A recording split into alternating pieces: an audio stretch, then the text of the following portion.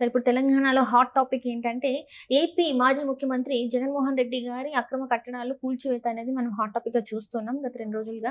అయితే ఇప్పుడు ఈ కూల్చివేత ఎనకాల దీన్ని కూల్చివేయాలని చెప్పేసి ఒక మంత్రి ఏమో ఆదేశాలు ఇచ్చారని చెప్పేసి, అయితే అది చేసిన తర్వాత ఒక జోనల్ కమిషనర్‌ని మాత్రం బదిలీ చేయడం కూడా జరిగింది. అసలు ఏం జరుగుతుంది? మరి ఇది నిజంగా ఆ మంత్రి ఆదేశించిన తర్వాత, చేసిన తర్వాత అసలు ఎందుకు ఆయనని బదిలీ చేయాల్సొచ్చింది?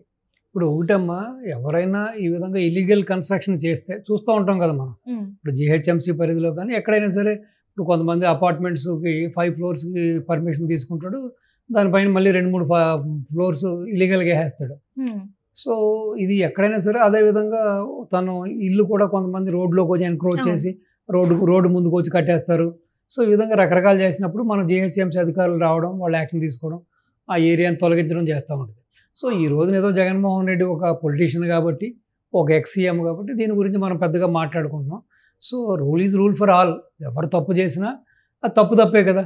ఇప్పుడు అది పీఎం అయినా, సీఎం అయినా ఎవరైనా సరే తప్పే కాబట్టి, సో, ఆ యొక్క ఇప్పుడని కాదు, ఇది చాలా కాలంగా జరుగుతుంది ఇది. ఇది చాలా కాలంగా అక్కడ అక్రమ కట్టడాలు కట్టారని ఆ స్థానికులందరూ కూడా ఇబ్బంది పడతా ఉంటారు. ఆ రోడ్లో వెళ్ళే వాళ్ళందరూ కూడా మళ్ళీ రోడ్లో కట్టేశారు, ఇవన్నీ సెక్యూరిటీ రూమ్స్ ఇవన్నీ, ఆ మిగతా బిల్డింగ్స్ అన్నీ కట్టేశారు.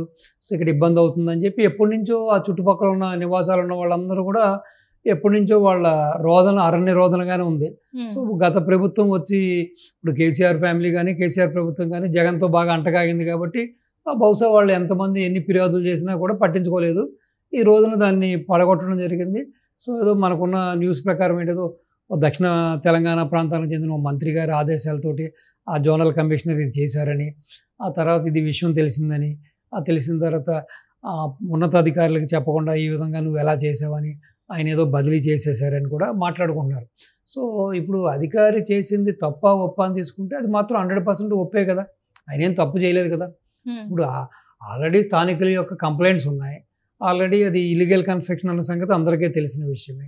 ఇప్పుడు అతన్ని ఎందుకు బలిపశువుని చేయడం? అతన్ని ఎందుకు ఇప్పుడు ట్రాన్స్‌ఫర్ చేయాల్సిన పనేం ఉంది? అతను చేసింది ఒప్పే కదా! తప్పేం కాదు కదా! అంటే సో, తెలియకుండా చేశారనా? లేకపోతే వితౌట్ పర్మిషన్ చేశారనా? ఎందుకంటే ఆల్రెడీ ఒక మంత్రి ఆదేశించారంటే ఖచ్చితంగా ఒక అధికారి చేయాల్సిందే. ఇప్పుడు మంత్రి ఆదేశించాడంటే డెఫినెట్‌గా ఒక జోనల్ కమిషనర్ అంత ఆగమేఘాల మీద దాన్ని ఆ విధంగా దాన్ని పడగొట్టేశారు అంటే డెఫినెట్‌గా నాకు తెలిసి మనం ఇప్పుడు ఆ మంత్రి వాళ్ళు రివీల్ చేయకుండా మనం చెప్పడం వేస్ట్ కాబట్టి, సో, డెఫినెట్‌గా ఏదైతే ఆ సంబంధిత శాఖకు సంబంధించిన మంత్రి చెప్తేనే జోనల్ కమిషనర్ చేసి ఉంటాడు. హ్మ్. అంతే కదా! హ్మ్. ఏదైతే ఇప్పుడు ఈ రిలేటెడ్ మంత్రి ఉంటాడో, సో, ఆ మంత్రి చెప్తేనే కదా చేసి హ్మ్. ఉండడు. ఖచ్చితంగా. సో, లేకపోతే అంత ఈజీగా అతను చేయవలసిన పని లేదు కదా! చేయడు కదా! సో, కాబట్టి ఏదేమైనా కానీ ఇప్పుడు అందులో తప్పవుతే నాకేం కనిపించట్లేదమ్మా. అది ఎవరైనా, నువ్వైనా, నేనైనా సరే illegal is illegal. Rule is rule for all. హ్మ్. సో, ఎవరికైనా రూల్ ఒకటే కాబట్టి ఈ రోజున పాపం అతన్ని బలిపశువు చేయడం అనేది తప్పు.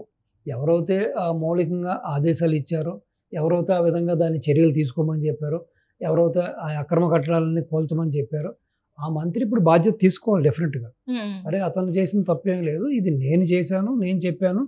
సో, నా ఆదేశాల ప్రకారం అతను చేశాడని చెప్పి డెఫినెట్‌గా అతన్ని మళ్ళీ అక్కడ ఏదైతే ఆ పొజిషన్ ఉందో, ఆ పొజిషన్‌లో అతన్ని పెట్టాలి. హ్మ్. సో, ఆ విధంగా అతన్ని ఆ విధంగా మనం అవసరం తీరిన తర్వాత ఏదో చెబుతారు కదా! మన దాన్ని వదిలేసి కన్నా హ్మ్. అతన్ని డెఫినెట్‌గా ఆ విధంగా వదలడం అనేది తప్పే.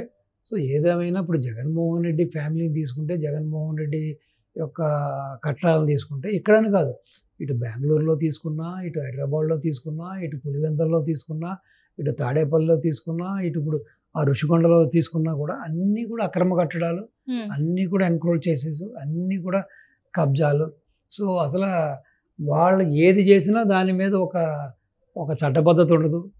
ఒక పద్ధతి ఉండదు, పాడు ఉండదు. ఎందుకంటే పవర్‌లో ఉన్నాం కాబట్టి మేము చెప్పిందే వేదం, మేము చేసిందే ఇది అనుకునే వ్యక్తులు కాబట్టి వాళ్ళు. సో, దీంట్లో నాకైతే తప్పేం కనిపించట్లేదు. కానీ హ్మ్. ఆ అధికారిని అనవసరంగా బదిలీ చేయడం అన్నది మాత్రం నాకు కొంచెం బాధగా ఉంది. హ్మ్. ఇప్పుడు ఎవరో ఆదేశం ఇస్తే దానికి కన్సర్న్ మినిస్టర్ ఆదేశం ఇస్తేనే కదా అతను చేశాడు. హ్మ్.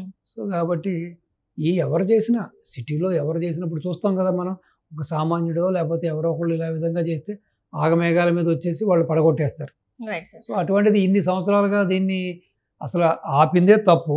ఈ రోజున నిజంగా చాలా అందరూ సంతోషించారు. అంటే దీని మీద ఏఎస్ ఆఫీసర్ అయిన అమరపాలి గారు కూడా కొంచెం సీరియస్ అయ్యారని చెప్పేసి కూడా మరి వార్తలు వస్తున్నాయి. మరి దీన్ని ఎలా చూడాలి? దేనికి సీరియస్ అవ్వడం ఎందుకు మరి అవ్వాలి? ఎందుకు అక్రమ కట్టడమే కదా అది. ఆయన ఇప్పుడు కూడా మరి మంత్రి గారు ఆదేశాలు ఇచ్చారు, ఆ కన్సర్న్ జోనల్ కమిషనర్ దాన్ని నిర్వర్తించాడు, తన పని నిర్వర్తించాడు. సో దీని మీద సీరియస్ అవ్వడానికి ఏముంది? అతను సొంత నిర్ణయం తీసుకోలేదు కదా. పోనీ నిజంగానే అక్కడ చట్టబద్ధతగా ప్లస్ విత్ ఇన్ లిమిట్స్లోనో విత్ ఇన్ పెరిలోనో అక్కడ కట్టడం జరిగి ఉంటే, అది ఏదైనా అక్రమంగా కూల్చేసి ఉంటే అప్పుడు సీరియస్ అవ్వడంలోనో లేకపోతే అతని మీద యాక్షన్ తీసుకోవడంలో దానికి ఒక అర్థం ఉంది, పరమార్థం ఉంది.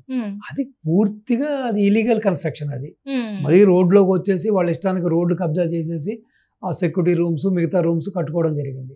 సో దాని మీద అతను చర్యలు తీసుకుంటే దాని మీద అతని మీద చర్యలు తీసుకోవడం, అతని మీద కోప్పడం అనేది ఎంతవరకు సమంజసం అంటాను నేను.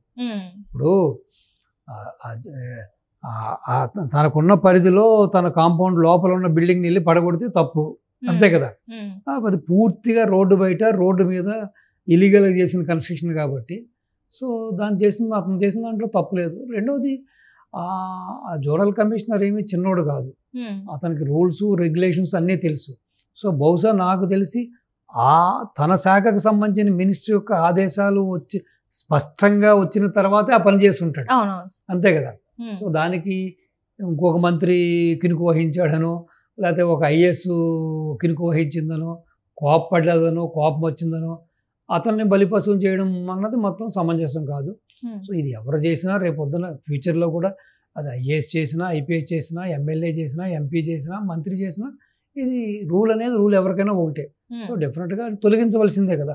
ఇప్పుడు ప్రజలకు ఇబ్బందిగా ఉన్నప్పుడు మన ట్రాన్స్పోర్ట్కి పోయే వాళ్ళకి వచ్చే వాళ్ళకి ఆ మార్గం అక్కడ అనుకూలంగా లేనప్పుడు వాటిని డెఫినెట్గా ఎన్క్లోజ్ చేసిన దాన్ని వాటిని తొలగించడం అనేది ఇట్స్ ఎ కామన్ ప్రాక్టీస్. అంటే ఇప్పుడు ఇక్కడ ఏంటంటే ఇదైతే అక్రమ కట్టడాన్ని కూల్చివేసిన తర్వాత కొంతమంది కాంగ్రెస్ నేతలలో వాళ్ళకే కొంత విభేదాలు కూడా వచ్చాయి. ఎందుకంటే ఒకరేమో కూల్చివేయమని ఆదేశాలు ఇస్తే ఒకరేమో ఎందుకు ఇలా చేశారని వాళ్ళ మీద యాక్షన్ తీసుకుని ఈ పనిలో ఉన్నారని కూడా మరి వస్తుంది. ఎందుకు అంటారు మరి అక్కడ ఏపీ ముఖ్యమంత్రికి అంటే ఏపీ మాజీ ముఖ్యమంత్రికి ఇక్కడ తెలంగాణలో సపోర్ట్ ఏంటి అనేది అర్థం కావట్లేదు. చెప్పలేం కదమ్మా. ఇప్పుడు ఏదైనా వ్యాపార సంబంధాలు ఉండొచ్చు, లేకపోతే బంధుత్వాలు ఉండవచ్చు, లేదు ఇటు రాజశేఖర రెడ్డి గారి హయాంలోనో లేకపోతే జగన్మోహన్ రెడ్డి గారి హయాంలోనో ఏదైనా వ్యాపార సంబంధాలు ఉండి వాళ్ళ తద్వారా ఏదైనా లబ్ధి పొందిన వ్యక్తులైనా ఉండొచ్చు.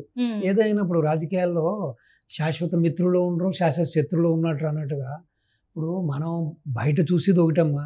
ఇప్పుడు చూస్తూ ఉంటాం, ఇప్పుడు బీజేపీ వాళ్ళు ఎంఏ వాళ్ళు ఎలక్షన్ టైంలో వీళ్ళు చాలా ఘాటైన విమర్శలు చేసుకుంటారు. కానీ అదే విధంగా నేను కొన్ని పెళ్ళిళ్ళలో కొన్ని ఫంక్షన్లో కానీ చూస్తే మీరు ఆశ్చర్యపోతాం. ఒక టేబుల్లో కూర్చొని మందు తాగుతూ ఉంటారు, ఒక టేబుల్లో కూర్చొని తింటూ ఉంటారు, బాయ్ అని చెప్పి ఆలింగనాలు చేసుకుంటూ ఉంటారు. కాబట్టి ఎప్పుడు కూడా రాజకీయాల్లో సమిధలు అనేది నీతికి నిజాయితీకి నిబద్ధతకి కట్టుబడిన కార్యకర్తలే ఎప్పుడు సమిధలు అవుతూ ఉంటారు, వాళ్లే బలిపశువులు. ఈ పెద్ద నాయకులందరూ కూడా తెర వెనకాల వాళ్ళకుండే వ్యాపార సంబంధాలు కానీ రిలేషన్స్ కానీ ఇచ్చిపుచ్చుకోవడాలన్నీ కామనే. వీడి అధికారంలో ఉంటే వాడికి పని చేసి పెడతాడు, వాడి అధికారంలో ఉంటే వీడి చేసి పెడతాడు. కాబట్టి బహుశా అటువంటి సంబంధాలు కలిగిన కొంతమంది వ్యక్తులు ఎవరైనా కూడా ఈ వ్యవహారం మీద కొంచెం వాళ్ళు కించెత్తు కినుకు వహించి ఉండవచ్చు. లేదా జగన్మోహన్ రెడ్డి వాళ్ళకి ఫోన్ చేసి ఏమయ్యా మీరంతా ఉండగా కూడా ఈ విధంగా ఎలా జరిగింది, ఏమైంది, ఇది సమంజసమా అని అడిగి ఉండవచ్చు. సో వీటికి చాలా కారణాలు ఉంటాయి. సో ఏదేమైనా ఆ వ్యక్తిని ఆ ఆనెస్ట్ ఆఫీసర్ని బదిలీ చేయడం అన్నది అది సబబు కాదు. మళ్ళీ అతన్ని అదే పొజిషన్లో పెట్టడం అన్నది అది మంచి సాంప్రదాయం. Right thank you so much. నమస్తే అమ్మా.